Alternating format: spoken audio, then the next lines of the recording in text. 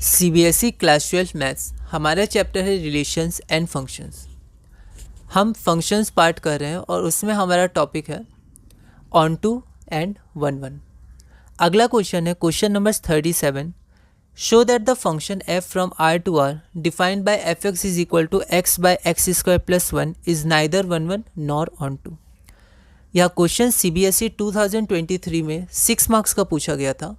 एक बार आप इस क्वेश्चन को ट्राई करिए, फिर हम लोग आगे बढ़ते हैं। तो क्योंकि ये 6 मार्क्स का है तो हमें स्टेप वाइज लिखना है। गिवन में हमने लिखा f is a function from r to r और fx हमारा दिया है x by x square plus 1। अब हमें शो क्या करना है, तो शो करना है ये f है ना। तो f is neither one one not onto. अब सबसे पहले वन वन चेक करेंगे। तो वन वन में हम हमेशा की तरह x1 और x2 एलिमेंट ऑफ r माने डोमेन के दो एलिमेंट्स, और हमने खुद मान लिया कि दोनों के इमेजेस बराबर है। fx1 is equal to fx2। अब fx की वैल्यू क्या थी, तो fx की वैल्यू थी हमारी x by x square plus 1। तो fx1 हो जाएगा x1 bye x1 square plus 1 और fx2 हो जाएगा x2 bye x2 square plus 1। इसको हमने सॉल्व किया, सिंप्लीफाई किया। तो जब हम लोग इसको सिंप्लीफाई करेंगे तो हम लोग देखेंगे दो वैल्यूज़ आएंगी। x1 की वैल्यू या तो 1 बाई x2 आएगी या x2 आएगी। दो वैल्यूज़ आई, मतलब आपका f11 नहीं है। ठीक है, तो यहाँ पर लिखा था neither one one nor onto. Show करना है तो वन वन नहीं है, ये तो हमने शो कर दिया। अब हम ऑन टू शो करते हैं कि ऑन टू भी नहीं है। ठीक है, for onto let y is an element of r। तो y हमारा एलिमेंट ऑफ r, यहाँ को डोमेन का एक एलिमेंट हमने लिया है, क्योंकि ऑन टू में शो करते हैं को डोमेन के हर इमेज, मतलब हर एलिमेंट एक इमेज है डोमेन का। y is equal to f x में हमने पुट किया y is equal to x by x square plus 1। ठीक है, इसको हमने सॉल्व किया, x को y के टर्म्स में निकालना है। अब यहाँ देखिए ये थोड़ा सिंपल नहीं है। यहाँ पर पहले हम क्वाड्रेटिक बनाएंगे और फिर x को हम लोग क्वाड्रेटिक फार्मूला से लिख देंगे। तो x बराबर 1 plus minus root under 1 minus 4y square divided by 2y। ठीक है, अब अगर हम लोग यहाँ ध्यान दें तो x हमारा क्या था, x हमारा था एलिमेंट ऑफ रियल नंबर, है ना, डोमेन। पर यहाँ पर अगर y की हम लोग एक पर्टिकुलर वैल्यूज़ लें तो x element of real number नहीं होगा। ठीक है, तो यहाँ पर जैसे d है, ये डिस्क्रिमिनेंट है, तो अगर ये लेस देन 0 होता है, मतलब y की वैल्यू, मतलब ये पूरा लेस देन 0, तो यहाँ से आप y की वैल्यू निकाल सकते हैं, इतनी आएगी।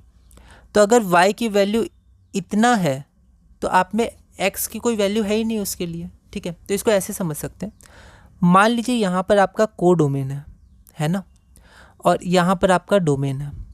हमारा एम क्या है, तो हमारा एम है कि को डोमेन का हर एलिमेंट का यहाँ पर इमेज मिलना चाहिए।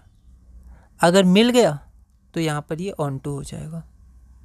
इमेज या प्री इमेज बोलना सही रहेगा, प्री इमेज मिलना चाहिए। ठीक है, तो यहाँ पर जितने भी एलिमेंट्स हैं उनका एक प्री इमेज होना चाहिए डोमेन में।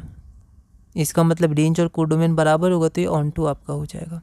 ठीक है, अब हम लोग देखते हैं, ये y की वैल्यू है, ये x की वैल्यू है। ठीक है, यहाँ पर बोला जा रहा है कि y की वैल्यू अगर इनमें से कुछ है, ठीक है, तो जैसे मान लेते हैं y की वैल्यू -2 है। क्या ये y की वैल्यू हो सकती है? हाँ, हो सकती है। क्यों? क्योंकि y एलिमेंट ऑफ r है और -2 एलिमेंट ऑफ r है। तो इस -2 की एक तो वैल्यू मिलनी चाहिए x में, है ना।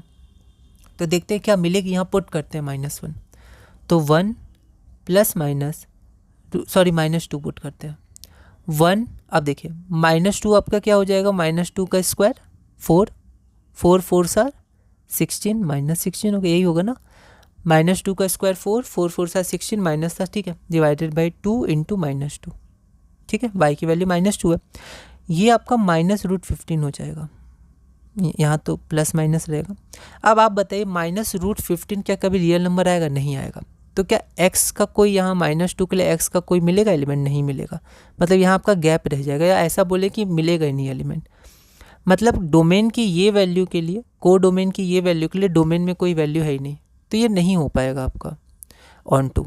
ठीक है, उसी तरह ऐसा नहीं, इनमें से सारे एलिमेंट्स के लिए आपको x की कोई वैल्यू, डोमेन में कोई वैल्यू ही नहीं मिलेगी।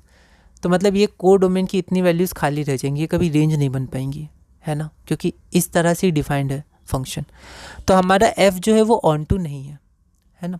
तो f is not onto has the given function is neither one one not onto. तो देखिए ऑन टू के क्वेश्चन सचमुच थोड़े मतलब लॉजिकल होते हैं और कॉम्प्लिकेटेड भी होते हैं, कई बार ये समझ में नहीं आते हैं, ठीक है। लॉजिकली तो समझ में आ जाते हैं कई बार, लेकिन लिखें कैसे, ठीक है।